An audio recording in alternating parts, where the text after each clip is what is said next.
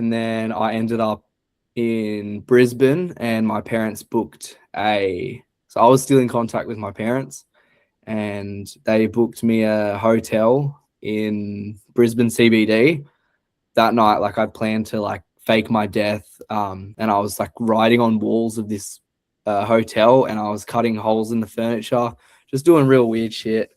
And thought in my mind at that time, I thought this was like what I had to do. And like, it was really, looking back now, it's like, what the hell? But in the present, it was like, okay, this is normal. Like, this is what I'm doing, and this is okay. But luckily, my parents flew up to the Gold Coast and like met up with me, kind of intercepted me, and they took me to Byron Bay Hospital, and I got assessed. And next thing I know, like, I was very agitated, and I was like backing up into a corner, and like a few security guards had tried to restrain me, and then they ended up sedating me with an injection. And that's when I woke up in Tweed Head's psychiatric ward.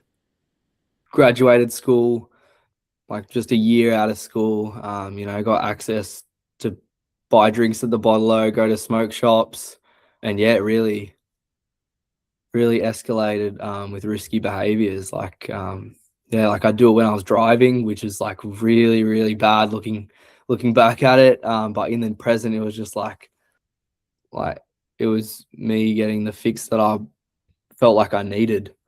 Physical and mental experiences that I personally experienced was a bit of tingling in my hands and feet. Knowing about nitrous oxide now, it was like starting to damage my nerves and my nervous system.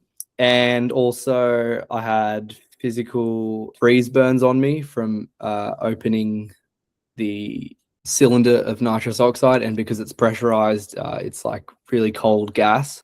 So I froze like some of my like fingers and my lip, and other side effects, like I'd pass out when I was using it.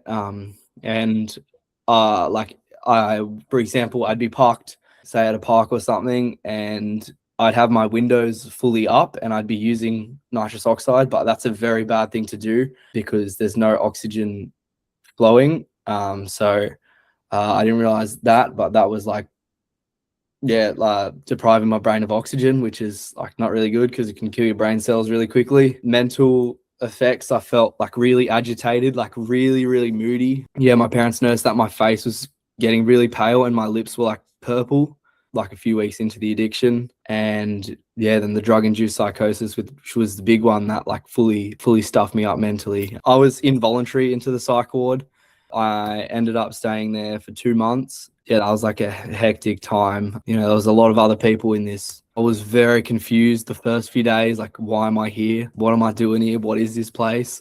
But, after a few weeks, like, I started to get a little bit better because I became, sober off nitrous oxide, but I was still heavily medicated from these doctors in the ward.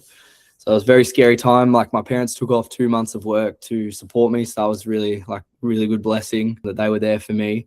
Towards the end of the 2 month stay in the psych ward, I was having like a look at my life in the past few months and was like, okay, we need to do something about this. So doctors cleared me to go home.